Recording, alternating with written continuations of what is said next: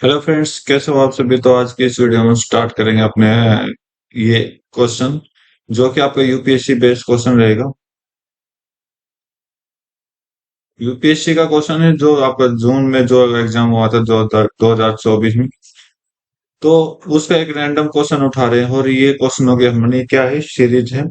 हर एक क्वेश्चन उठाते हैं, उसके क्वेश्चन को पढ़ते हैं, उस क्वेश्चन को समझते हैं और फिर उस क्वेश्चन का आंसर सोल्व करने की कोशिश करते हैं। साथ के साथ इसके साथ हम क्या करते हैं कि भाई इस क्वेश्चन के ऊपर जितने भी अपने जो भी जनरल नॉलेज के अकॉर्डिंग जितने भी पॉइंट्स हैं उन पॉइंट्स को डिस्कस करने की कोशिश करते हैं, ताकि एक ही वीडियो में एक क्वेश्चन के ऊपर आप बहुत अच्छे से जान पाओ उसमें क्या मेन पॉइंट है, ताकि आपके आने वाले कोई भी एग्जाम हो उसमें आपको आपको बहुत इंपॉर्टेंस मिल जाए। ठीक है, तो चलो स्टार्ट करते हैं। क्वेश्चन कह रहा है कि वर्ल्ड टॉयलेट ऑर्गेनाइजेशन के अकॉर्डिंग स्टेटमेंट कौन सी ठीक होगी ये बताना। तो भाई देखो, फर्स्ट फर्स्ट क्या बोला कि ये एजेंसी है यूनाइटेड नेशन की, यूएन की। क्या एजेंसी, देखो अगर वर्ल्ड के बारे में बात हो है तो यूनाइटेड नेशन से रिलेट नहीं होगा, तो स्टेटमेंट वन तो ऑलरेडी करेक्ट हो, ये तो आंख मीच का आंसर गलत, क्योंकि जब समझने की बात थी। राइट, सेकंड देखो, world toilet summit and toilet day, toilet college are the initiative of this organization to inspire action to tackle the global sanitation crisis। तो इसने क्या बोला है कि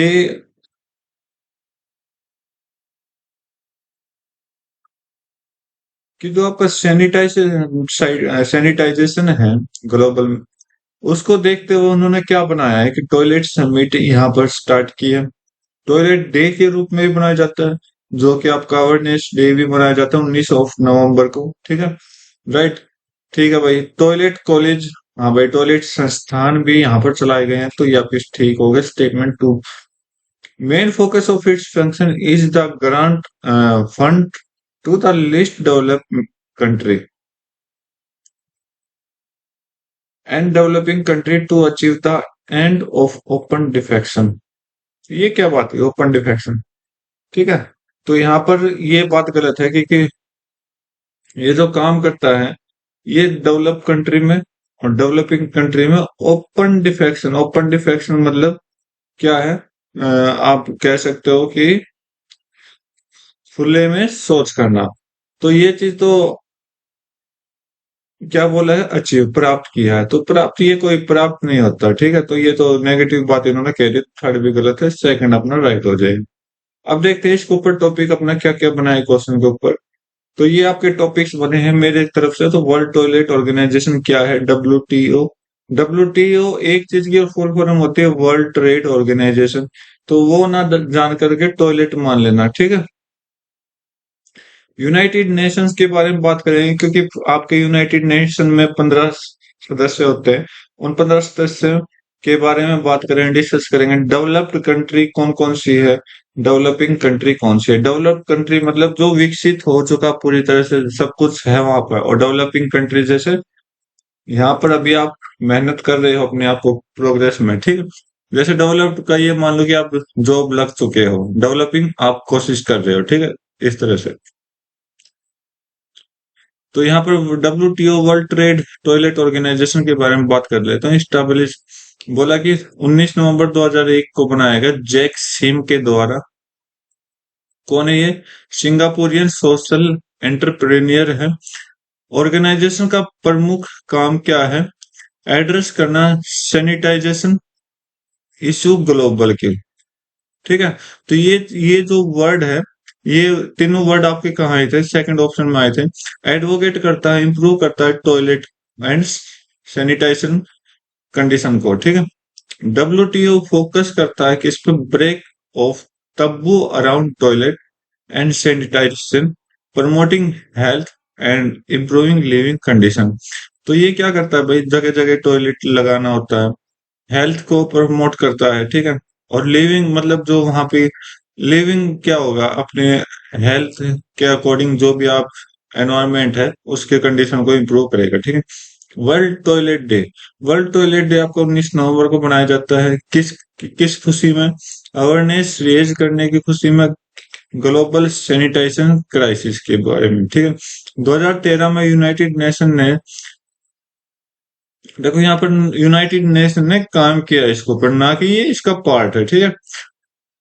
रिकॉग्नाइज किया इस दिन को मनाया गया, ठीक है। वर्ल्ड टॉयलेट डे का एम क्या है, एम मुख्य उद्देश्य क्या है?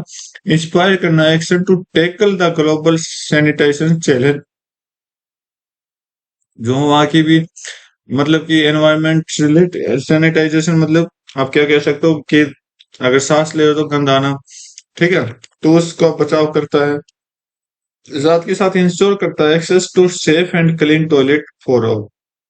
तो सेफ और क्लीन टॉयलेट के लिए भी क्या करेगा ये, अपने अपने आप को आगे लेगा, ठीक है। तो यूनाइटेड नेशन का काम कुछ नहीं, यूनाइटेड नेशन का काम इनको नाम देना, डे देना होता है, ठीक है। ग्लोबल सैनिटाइजेशन क्राइसिस क्या है अभी है? तो डब्ल्यूटीओ ने एम्फेसाइज किया कि global sanitization crisis, over 4.2 billion people lacking access of safely manage sanitization service. तो ये इसका मतलब क्या होगा, यहाँ पर देखा गया 4.2 बिलियन लोग हैं जो कि आप क्या करते पाएंगे, जैसे खुले में शौच करते पाएंगे, ठीक है। तो वहां पर क्या होती है, गंदगी फैलती है, बास आती है, तो वो बास किस में प्रमोट होती है? मीथेन में प्रमोट होती है, और वो मीथेन क्या होता है, आपके लिए नुकसान करेगा, हेल्थ के लिए, ठीक। तो सैनिटाइजेशन इसी को बोला गया कि वो मीथेन गैस जो है ना वो रुक जाए आपके। Poor sanitation is linked to numerous health problems, including diarrhea disease, which can be fatal, especially for children. तो डायरिया क्या होता है? डायरिया एक तरह की बीमारी होती है जो कि आपको क्या कर देती है, फेटल, फेटल मतलब मोटापा ला देती है, जो कि बच्चों में ज्यादातर देखने को मिलेगा, ठीक है। डायरिया में क्या होता है, आपके हेल्थ के जो मसल्स है ना वो फूल जाते हैं, ठीक है। उस फूलने की वजह से क्या होगा, आप बीमार हो सकते हो। ज्यादातर बच्चे इसके ज्यादातर शिकार होते रहते हैं, ठीक है, क्योंकि बच्चों का शरीर कमजोर होता है।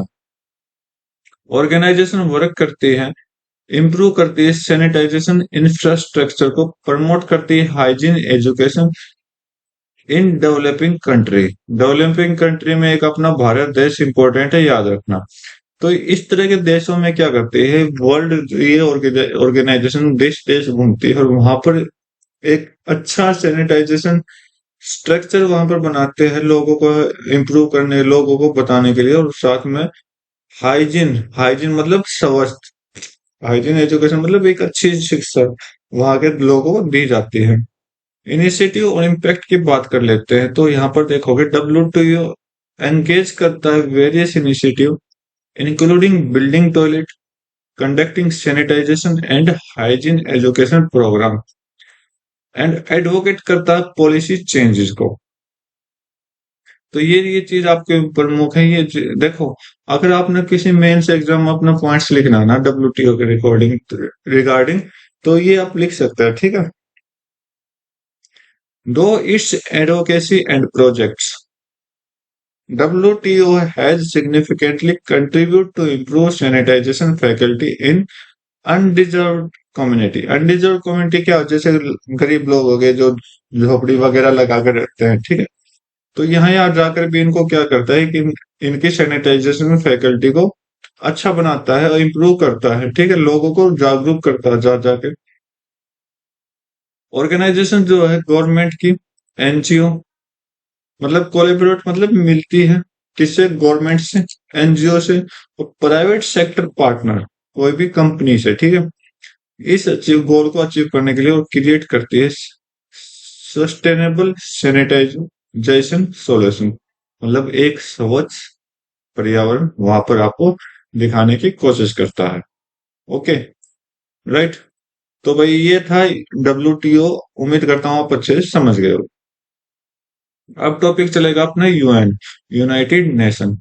यूनाइटेड नेशन की फॉर्मेशन देखोगे तो सबसे इंपॉर्टेंट, बहुत बार आया हुआ क्वेश्चन में, 24 अक्टूबर 1945 में ये हुआ था।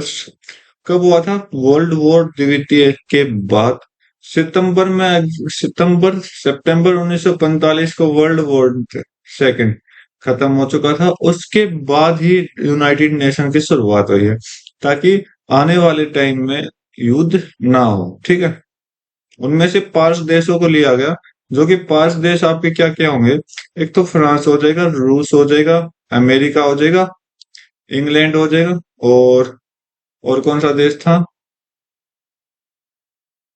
और एक भारत का पड़ोसी देश जो कि आपका चीन है। ठीक है, तो इन देशों के बीच बहुत ज्यादा लड़ाई होती थी, तो यूनाइटेड नेशन बना और इन देशों को कांटेक्ट में ले लिया। ठीक है, मतलब ये एक तरह से बांध लिया इनको लड़ने के लिए, मतलब मजबूर कर दिया कि आप लड़ाई नहीं करोगे अब आगे।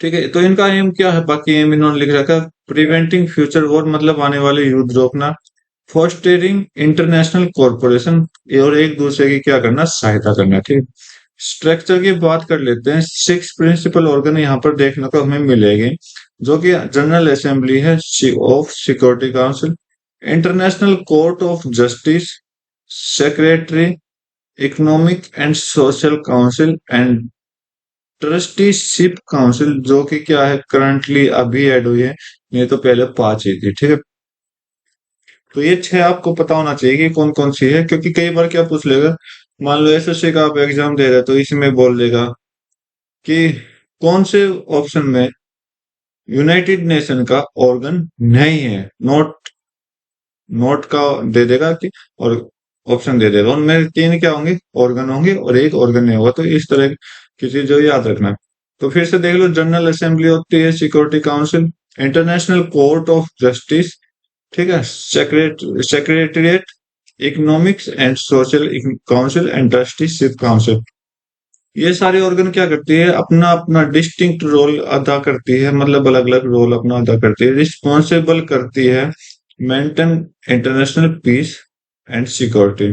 ठीक है, मतलब दुनिया पर अपनी शांति और उसकी एक तरह की सिक्योरिटी बनाए रखते हैं, प्रमोट करता है सोशल और इकोनॉमिक डेवलपमेंट को, अपहोल्ड करता है इंटरनेशनल लॉ को, मतलब कि जो भी वर्ल्ड लॉ बनाया जाता है, तो वहां पर क्या होता है, एक तरह का कानून बनाया जाता है, और कानून को मेंटेन रखने का काम इनका ही होता है। ठीक है, क्योंकि 5 जो है पावरफुल कंट्रीज अपने देश में है, अपने विषयों में है। ठीक है, जिसका जिम्मा सिक्योरिटी का है। ठीक है, ये सिक्योरिटी रखते हैं।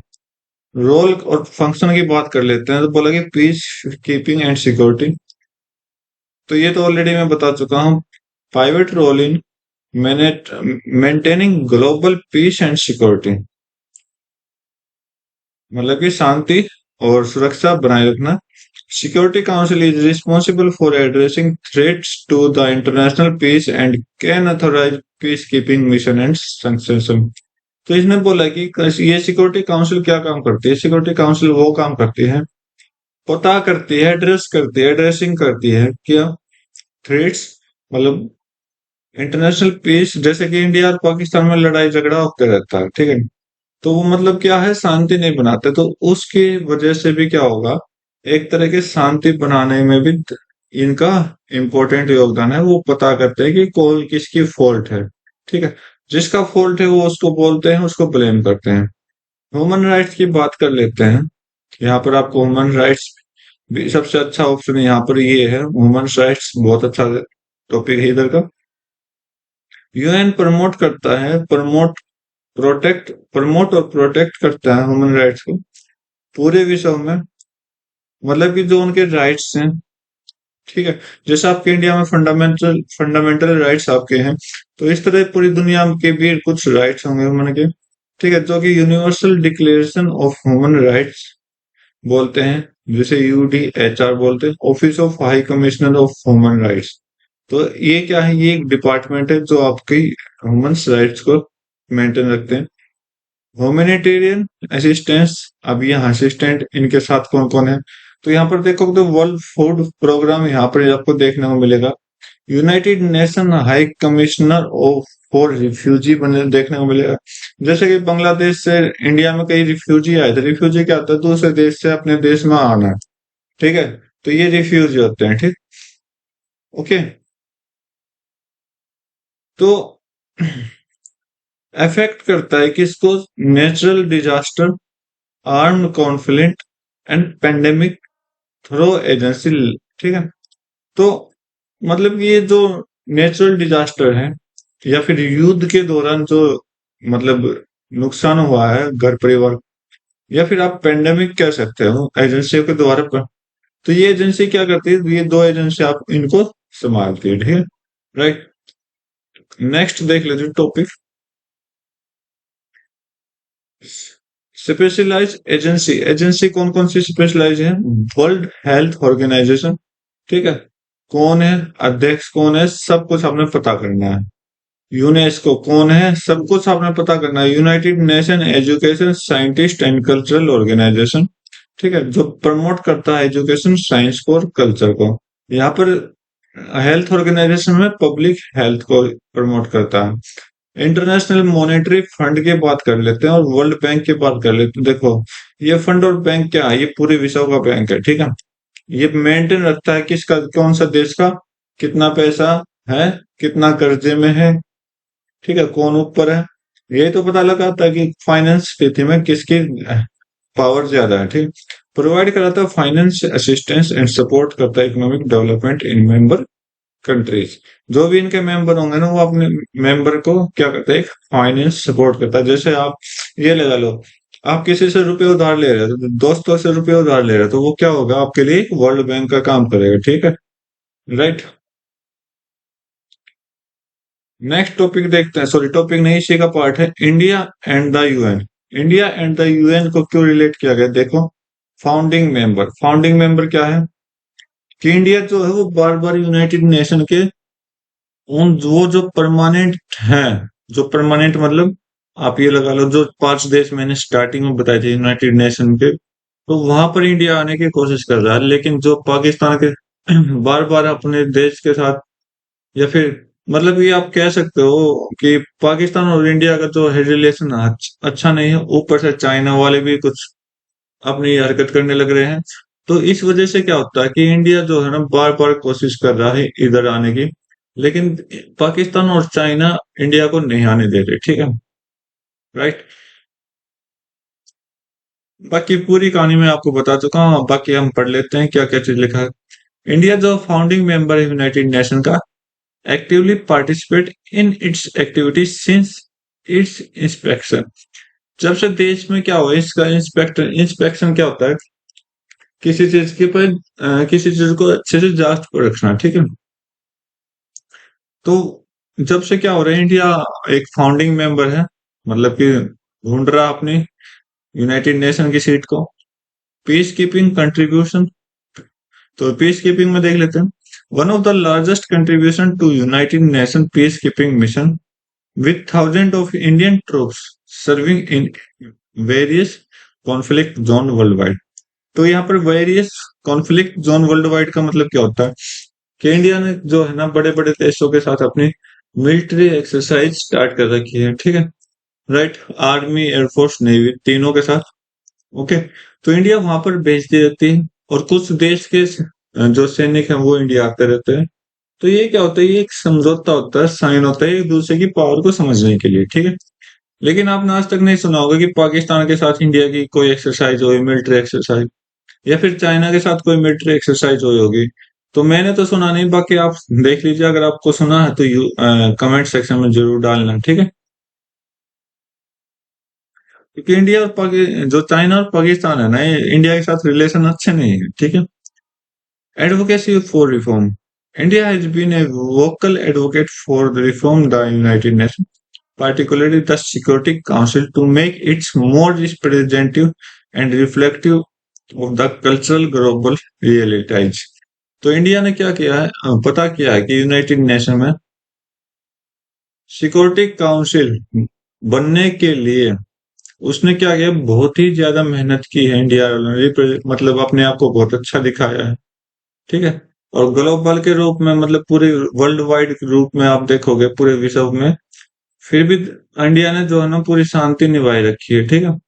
अब देखो, इंडिया सीक करता है परमानेंट, ये लो, India seek a permanent seat on security council.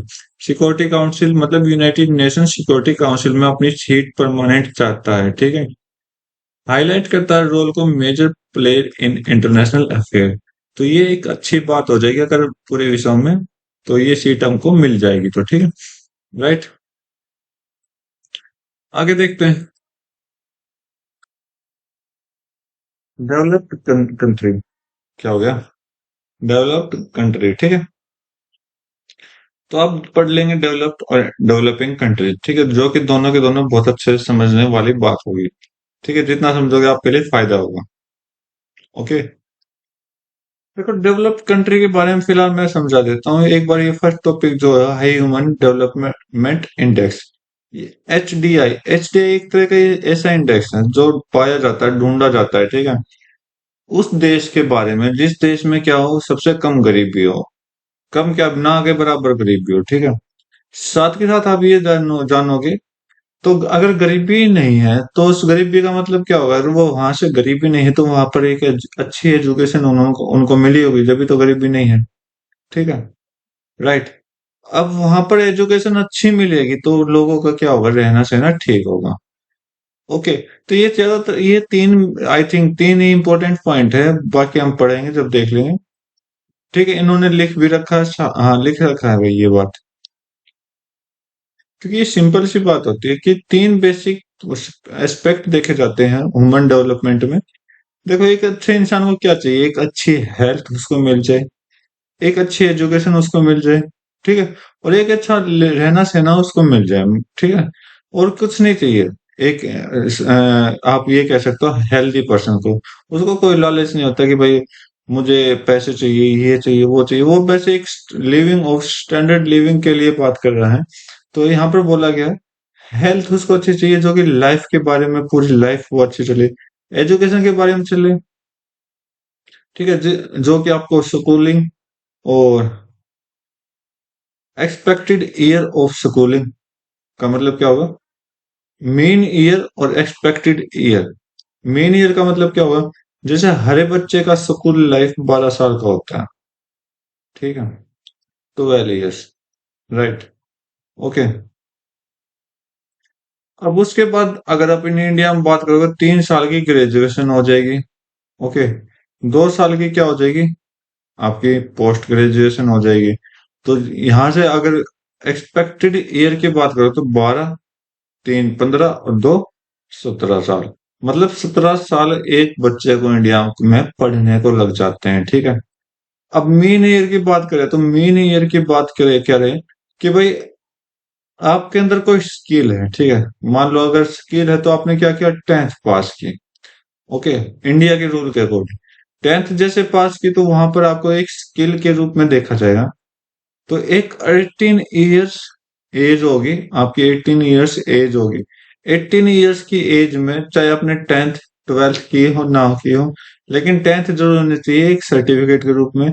तो 18 इयर्स की एज में आपके अंदर देखी जाएगी स्किल, ठीक है, ओके, और उस स्किल की हेल्प से आपको आगे प्रमोट कर दिया जाएगा, ठीक है। तो ये क्या हो जाएगा आपकी एक्सपेक्टेड ईयर, जो कि 10 साल हमने पढ़ लिया, ओके। लेकिन इंडिया में क्या है, पढ़ो पढ़ो पढ़ो, ठीक है, तो इतना भी नहीं पढ़ना चाहिए।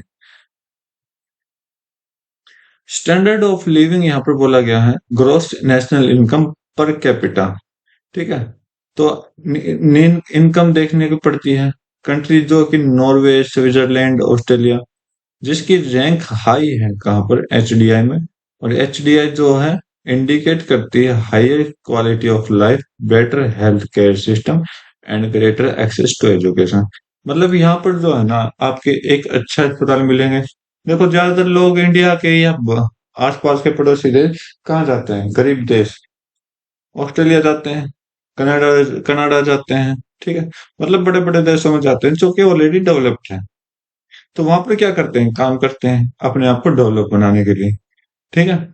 तो बस ये चीज है, ओके, क्योंकि वहां पर एक अच्छी एजुकेशन है, मतलब वहां जगह जगह अस्पताल लगे गए हैं।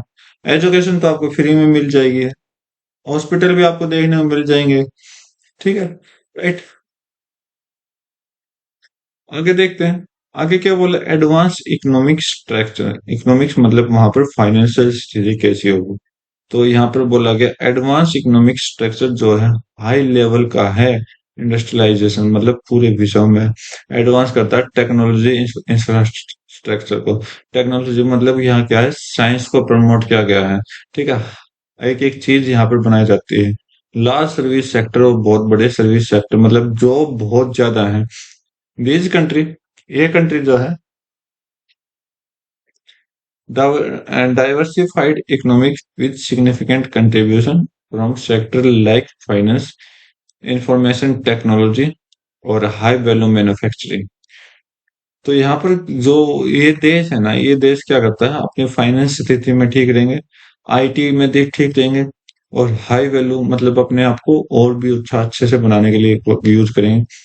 इंस्टेंस कंट्री लाइक जो कि यूनाइटेड स्टेट है, जर्मनी है, जापान है, रोबोस्ट करते हैं इकोनॉमिक्स में अपने initiative, high productivity and strong international trade link. मतलब कि जिसका स्वभाव अच्छा होगा वो क्या करेगा, अपने साथ दूसरों को भी लेकर चलेगा। ठीक है, ये बात आप कह सकते हो।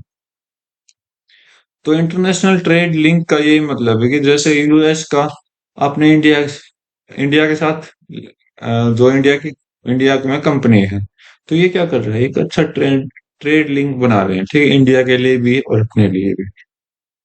इकोनॉमिक स्टेबिलिटी है यहाँ पर, आई जीडीपी पर कैपिटा। ठीक है, लोअर अनएम्प्लॉयमेंट रेट है। लोअर मतलब बेरोजगारी बहुत ही कम है। इकोनॉमिक रेजिलियंस यहाँ पर बहुत ही ज्यादा मिल जाएगा। ठीक है, ये था अपना डेवलप्ड कंट्रीज। डेवलपिंग कंट्रीज, अब इसके साथ साथ डेवलपिंग कंट्री भी समझ लेते हैं। Economic challenge and growth potential, मतलब कि यहाँ पैसे की बहुत तंगी होती है और अपने आप को ऊपर उठाना तो मतलब महाभारत है। क्योंकि आपने सुना होगा, जब मान लो कोई सीट पे बैठ जाता है, ठीक है, कोई मिनिस्टर होगा, ठीक है, तो ये क्या करेगा, ये मतलब जब तक इसका टाइम पीरियड कंप्लीट नहीं होता ना, ये अब यही बैठने की कोशिश करता है। ये किसी को मौका ही नहीं देता आने की, कि इसकी तरह इसकी मतलब कोई और नया आ जाए। वो तो बाय चांस रेयर आ जाता है। ठीक है, तो ये क्या होता है, हम जो कि डेवलपिंग कंट्री है, बहुत ही बेकार यहाँ की पॉलिटिक्स सिस्टम यहाँ देख समझ सकते हैं हम यहाँ का। डेवलपिंग कंट्री जो है फेस करता है इकोनॉमिक चैलेंज को, जैसे कि पॉवर्टी और गरीबी हो गई, एंड बेरोजगारी हो गई, और अनडेवलप्ड इंफ्रास्ट्रक्चर हो गया। तो मतलब अंडर डेवलप्ड का मतलब क्या होगा, बहुत ही कम यहाँ की इंफ्रास्ट्रक्चर, या आप कह सकते हो कि काम वाम बहुत कम है। They also have substantial growth potential due to factor such as young population। यहाँ पर सबसे ज्यादा यंग पॉपुलेशन है।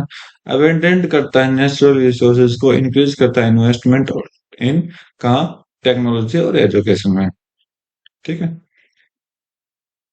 इंक्रीजिंग इन्वेस्टमेंट इन टेक्नोलॉजी एजुकेशन क्या मतलब हुआ, कि इसका ये मतलब हुआ कि जो जहां पर मतलब आप ये कह सकते हो, जहां पर मतलब किसी को उठाना होता है ना, तो वहां पैसे नहीं लगते डेवलप्ड कंट्री में। जैसे कि एजुकेशन टेक्नोलॉजी में पैसे नहीं लगते, लेकिन यहाँ पर इन्वेस्ट करना होता है कि भाई हमें पढ़ाई करनी है, हमें पढ़ाओ। ठीक है, राइट। की एस्पेक्ट के बारे में बात कर लेते हैं। पॉवर्टी और इनइक्वालिटी ज्यादा देखने को मिल जाएगी। इनइक्वालिटी का मतलब क्या होगा भाई, ऊंच नीच, जात पात। ठीक है, ठीक है, इस तरह के देखने को मिल जाएगा। अनएम्प्लॉयमेंट और अंडर एम्प्लॉयमेंट। अनएम्प्लॉयमेंट क्या होगा, बेरोजगारी बहुत ज्यादा होगी। और अंडर एम्प्लॉयमेंट क्या होगा, मतलब कुछ काम तो कर रहे हैं, ठीक है, अपनी जॉब तो कर रहे हैं, लेकिन वो निकाल लिए जाते हैं। ठीक है, राइट, इस तरह की बात होती है। और एक अनएम्प्लॉयमेंट क्या होता है, कि भाई बेचारा जॉब ही नहीं पकड़ पा रहा। ठीक है, इंफ्रास्ट्रक्चर डिफिशिएट की बात कर लेते हैं। तो यहाँ पर बहुत ही कम पर्याप्त मात्रा है। ठीक है, किसकी, ट्रांसपोर्टेशन की, हेल्थ केयर की और एजुकेशन की। इकोनॉमिक रिफॉर्म है और पॉलिसी करता है, कौन करता है, effort of growth through economic reform, foreign direct investment, FDI. मतलब कि यहाँ पर एफडीआई कराते हैं। सबसे बड़ी बात ये है कि जो एफडीआई कराते हैं ना, वो उसको चंद रुपए वापस मिलते हैं। ज्यादातर कौन लेता है, फॉरेन, जहाँ की एफडीआई है वो हो रही है, और ट्रेड पॉलिसी में इन्वेस्ट करते हैं। ठीक है, ग्रोथ पोटेंशियल की बात करें, राइज करता है डेमोग्राफिक डिविडेंड को, और टेक्नोलॉजी एडवांसमेंट और इम्प्रूव गवर्नेंस। ठीक है, तो भाई यहाँ पर आप देखिए कितना बुरा हाल है। और एक डेवलप्ड कंट्री देखिए, इसलिए लोग बाग बाहर ज्यादा भागते हैं देश विदेशों में। सोशल डेवलपमेंट और ह्यूमन कैपिटल की बात करें तो development of human capital is crucial for overall progress of developing country. तो इसमें बोला है कि ह्यूमन कैपिटल की जो बात करें तो यहाँ पर आप देखोगे तो बहुत बुरा, क्रूशियल मतलब बहुत ही बेकार रोल यहाँ पर आपको देखने को मिलेगा। इंक्लूडिंग इम्प्रूविंग एजुकेशन, जो कि किससे ठीक होगा, एजुकेशन को इम्प्रूव करने के लिए, हेल्थ को इम्प्रूव करने, सोशल सर्विस। सोशल सर्विस मतलब क्या हो जाएगा, जो आपके आसपास के लोग हैं, जैसे आप कह सकते हो कि रिश्तेदार ताने मार रहे हैं, पड़ोसी ताने मार रहे हैं, तो ये आपका सोशल सर्विस ही होता है। Which in turn enhance productivity and economic growth. मतलब ये कोई ऐसा नहीं जो कि आपको प्रोडक्टिविटी की तरह, काम तो ऐसा ही होना चाहिए, बाकी है नहीं यहाँ पर। इन्होंने तो पॉजिटिव लिखा लेकिन मैं जस्ट नेगेटिव पढ़ रहा हूँ इनको। कंसिडर करते हैं तो एजुकेशन, एक क्वालिटी एजुकेशन, लिटरेसी रेट और वोकेशनल ट्रेनिंग यहाँ पर देखने को मिलेगी। मतलब कि ये क्या है, ये आपको बताएगा कि कैसे पॉजिटिव बनना है, ठीक है, ऊपर उठना है। हेल्थ केयर के लिए availability, quality of health care service होनी चाहिए, लाइफ एक्सपेक्टेंसी होनी चाहिए, इन्फेंट मोर्टेलिटी रेट होना चाहिए। ठीक है, इन्फेंट मोर्टेलिटी रेट क्या मतलब होगा कि गर्भ में बच्चों को मार दिया जाता है, तो ये नहीं होना चाहिए ना। सोशल सर्विस क्या होगी, बेसिक सर्विस जो कि क्लीन वाटर, सैनिटाइजेशन और हाउसिंग। ओके, और जेंडर इक्वलिटी होनी चाहिए, सोशल इंक्लूजन होने चाहिए। ह्यूमन डेवलप इंडेक्स यहाँ पर आपको देखना आना चाहिए, ठीक है। ओके, जो कि आपको मिल सकता है हेल्थ, एजुकेशन और इनकम से। तो बस ये थे अपने आज के पॉइंट्स, और उम्मीद करता हूँ आपको वीडियो अच्छे से समझ आएगी। अच्छा टॉपिक था और बहुत ही बढ़िया टॉपिक था, तो उम्मीद, तो आज की वीडियो में बस इतना रखते हैं, मिलते हैं अपनी नई वीडियो में नए क्वेश्चन के साथ। तब तक के लिए thank you, have a nice day, जय हिंद।